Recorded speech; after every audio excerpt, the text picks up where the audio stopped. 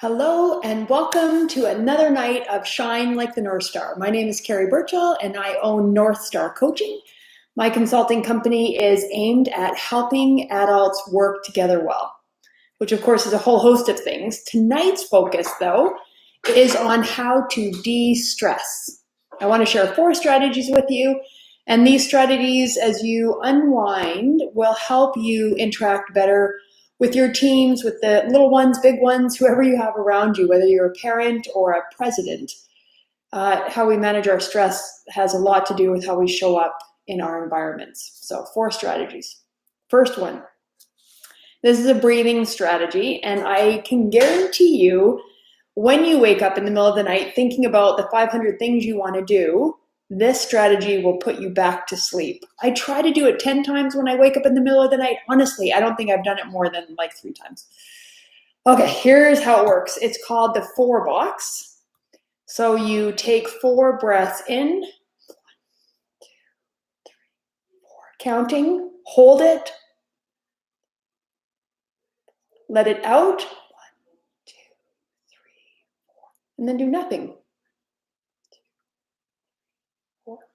So it's the 4 box, and on every side of the box, count to 4. You know that you're getting in a good rhythm when your counting actually starts being in time and in tune with your heart. So let's do another one together. So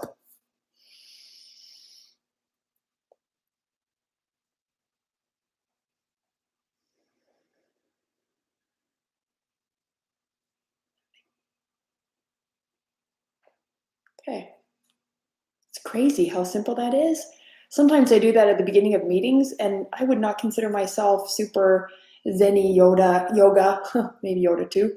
But it's like really interesting how we're caught in that spin.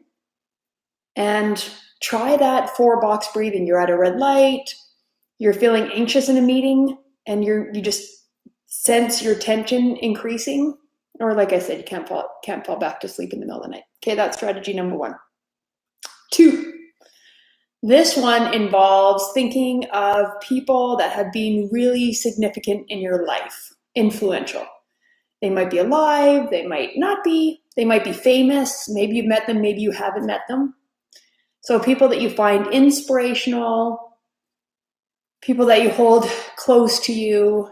My grandmother is 102, still alive. Completely independent, functioning, fantastic. You look at her strength, like she's one of the people in my life that inspire me. My mom, of course. I think of other people that maybe I haven't met that I just see as really strong people that inspire me.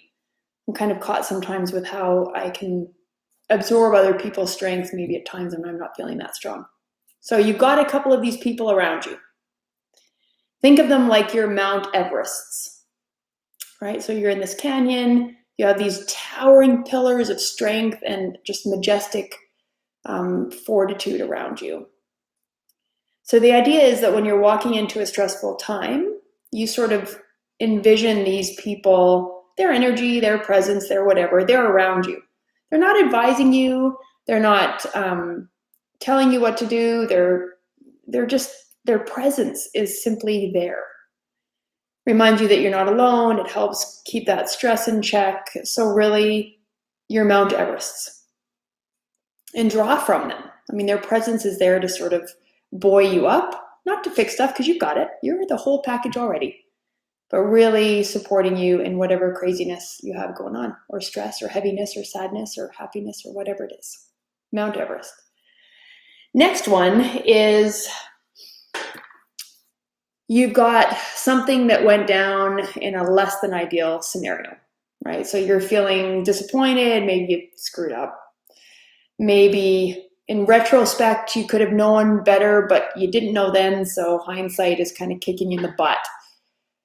Maybe there's a tricky dynamic that you're working through and you just don't really want to deal with it. Conflict, of course, is a big one. 10% of us thrive on conflict. So the vast majority of people are like, oh, that's a messy conflict, firecrackery situation. I'll just put that under the rug. So let's say you have one of these things happening. What you want to do is you think about somebody important in your life, someone that you love, maybe a best friend, maybe a partner, maybe a kid, someone that you just love. And who cares if they're perfect or not? Like, you were just with them. They're just your people. So walking into this stressful situation, flip the coin and say, if that was my daughter, son, husband, wife, kid, colleague, best friend, how would I want them to process this situation that's tricky? You want them to let it go. You want them to stand up for themselves. You want them to take a couple of days off because they're just burned out. You want them to be full of hope. What is it? If this person that you care so much about was in your shoes, what would you want them to do? So this activity is really about giving yourself permission. But sometimes we just can't leap from where we are in the weeds of everything, feeling heavy with stuff, into this like bright spot of like, oh, just let it go.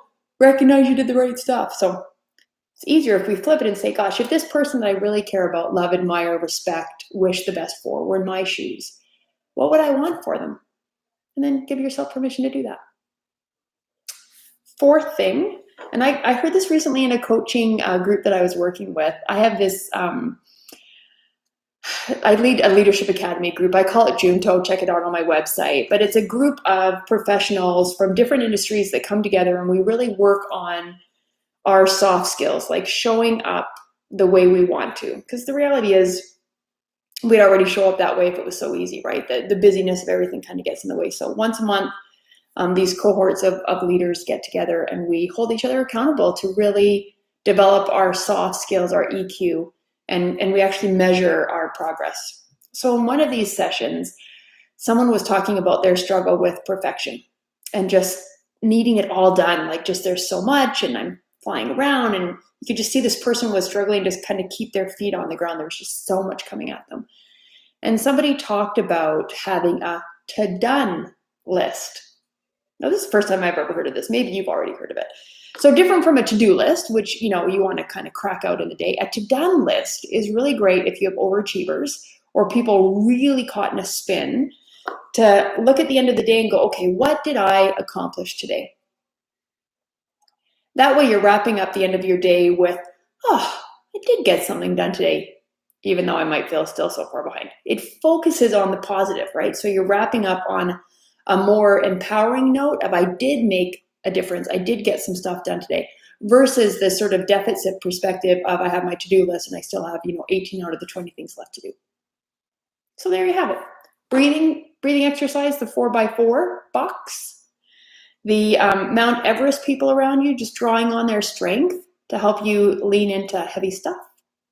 Third thing is, how would you want a loved one in your shoes to be treated? And the fourth thing is a to-done list.